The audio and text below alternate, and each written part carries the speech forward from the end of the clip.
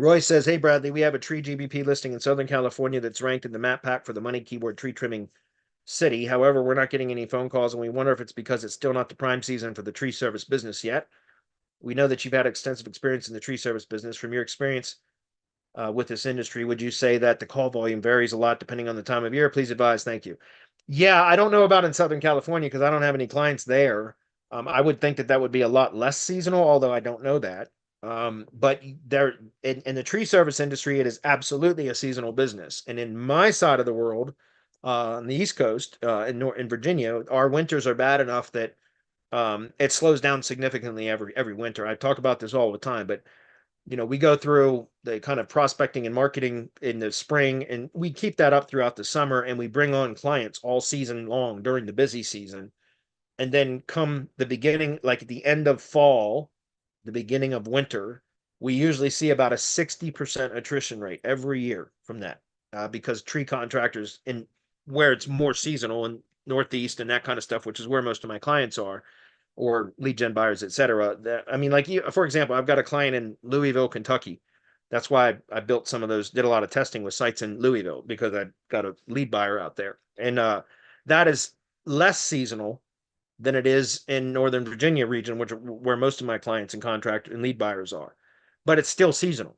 That makes sense. So yeah, it's a very seasonal business. Just understand. Again, I don't know about Southern California specifically. Like even Florida, it does slow down a little bit in the summer or winter, but Florida winters are still, you know, there's still growth, tree growth and plant growth in the winter in Florida. So, but it does still slow. So it is a seasonal business. That could very well be part of it. Although again, Southern California, it seems to me like that wouldn't be affected by that nearly as much. Um, but I kind of answered a similar question at the first question of today, I believe, or this whichever this question where he was talking about the appliance repair GBP generating less calls even though they're still ranked. So that's what I'm saying. You've got one keyword in the three pack, right? That's what you're talking about. Well, first of all, how big of a coverage area is that?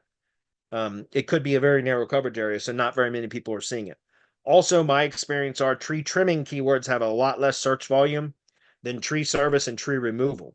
Those two keywords seem to get a lot more search volume, at least in my experience. So tree trimming is a less valuable keyword for a number of reasons. Usually tree trimming jobs don't generate as much revenue as a tree removal job. Also, like I said, there's usually less search volume. So it could be that if you were to get ranked for keywords such as tree care, tree removal, tree service near me, etc., you could potentially generate a lot more leads because those probably get more search volume. That's clear.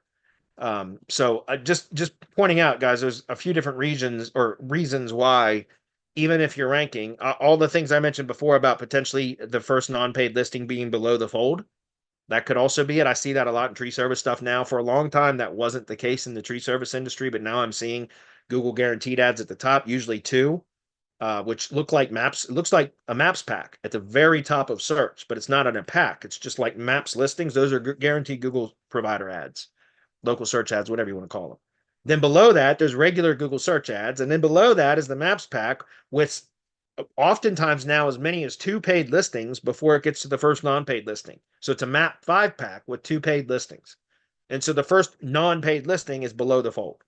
And so even if you're ranking incredibly well in maps and organic, it's likely that you're getting a fraction of the overall clicks that you used to get because of all of those reasons I just mentioned. That's why I keep talking about this. I'm running Google Ads right now for my lead buyer in Louisville, and we're doing really well. I'm profitable on selling leads that are generated through Google Ads in Louisville. I can't do that in Northern Virginia to save my fucking life. I swear to God, for 5 years, I've been trying to make Google Ads profitable in Northern Virginia for generating leads for tree contractors, and I can't do it. But in Louisville, I fired up the campaign. He was on pause for like 2 months, and he just contacted me last week and said, "Hey, I'd like to start that up, and also I'd like to do a specific campaign for stump grinding leads." So I set that up over the last week. I'm running both of those campaigns, and we've generated at least 5 leads in the last 7 days for him through Google Ads, and I'm profitable on every one of them. So, like I said, I've been telling everybody in our mastermind, you should also consider not just SEO, but also getting better at ads, because I feel like in order for us to stay relevant, we can't just focus on SEO. We should be focusing on paid listings too, because that's how the SERP is changing. And if we want to stay relevant and keep our businesses afloat, we better be able to generate leads from other sources other than just non-paid search engine optimization tactics. If that's clear. So I would encourage you to look into that.